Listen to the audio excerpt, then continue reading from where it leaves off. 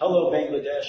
I'm Joseph Akaba, NASA's chief astronaut, and I'm excited to be coming your way very soon.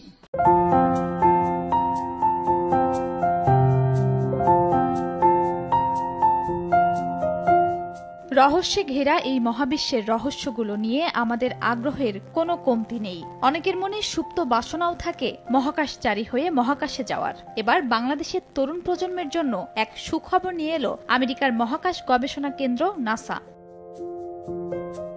দেশের তরুণ প্রজন্ম শিক্ষা প্রতিষ্ঠান ও গণমাধ্যমের সঙ্গে মতবিনিময়ের জন্য ঢাকায় আসছেন নাসার প্রধান মহাকাশচারী জোসেফ এম আকাবা। তার এই সফর দেশের ইতিহাসে এক গুরুত্বপূর্ণ মাইলফলক, কারণ এটি নাসার প্রধান নভোচারীর প্রথমবারের মতো বাংলাদেশ সফর। শুক্রবার ১৩ ডিসেম্বর এক বার্তায় এই তথ্য জানায় ঢাকার মার্কিন দূতাবাস।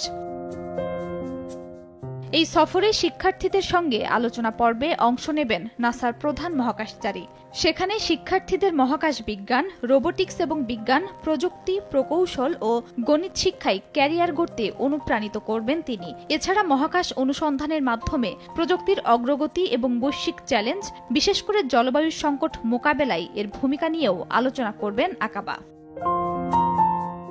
প্রাতিষ্ঠানিক কার্যক্রম ছাড়াও আকাবা একটি টেলিভিশন সাক্ষাৎকারে অংশ নেবেন। সেখানে তিনি বৈশ্বিক বিজ্ঞান ও প্রযুক্তিতে নাসার অবদান এবং মহাকাশ গবেষণা ও প্রযুক্তি উদ্ভাবনে সহযোগিতার মাধ্যমে বাংলাদেশ কিভাবে লাভবান হতে পারে তা নিয়ে আলোচনা করবেন। বিশেষ করে আর্টেমিস অ্যাকর্ডসের মাধ্যমে সহযোগিতার গুরুত্ব তুলে ধরবেন, যা নাসা ও বাংলাদেশের ক্রমবর্ধমান মহাকাশ ও প্রযুক্তি খাতের মধ্যে আরও সহযোগিতা জোরদার করতে সাহায্য করবে।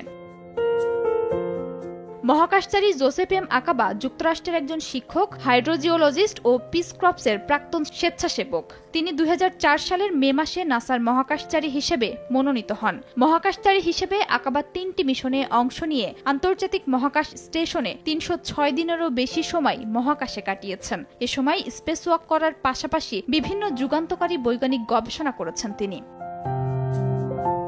আকাবার প্রথম মহাকাশ অভিযান ছিল স্পেস শাটল ডিসকভারিতে STS-119 মিশন, যা ২০০৯ সালের ১৫ মার্চ আন্তর্জাতিক মহাকাশ স্টেশনের উদ্দেশ্যে যাত্রা করেছিল। তখন মহাকাশ স্টেশন নির্মাণের চূড়ান্ত পর্যায়ের অংশ হিসেবে দুটি স্পেস ওয়াক করেছিলেন তিনি। মহাকাশে ১২ দিনেরও বেশি সময় কাটিয়ে ২৮ মার্চ পৃথিবীতে ফিরে আসেন তিনি। এছাড়া ২০১২ সালে ১২৪ দিন এবং ২০১৭ সালে ১৬৮ দিন মহাকাশে কাটিয়েছেন এই মহাকাশচারী। আকাবাকে আর্টেমিস প্রোগ্রামের জন্য বেছে নেওয়া হয়েছে, যা অ্যাপোলো ১৭ মিশনের পর প্রথমবারের মতো আমেরিকান মহাকাশচারীদের চন্দ্রাভিযান। আগামী ২০২৬ সালে আর্টেমিস ৩ মহাকাশযান ২ মহাকাশচারীকে নিয়ে চাঁদের মাটিতে অবতরণ করবে বলে জানায় নাসা।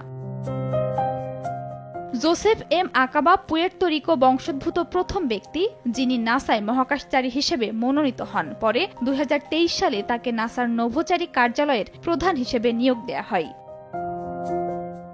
খাদিজা স্বপ্না, সময় সংবাদ।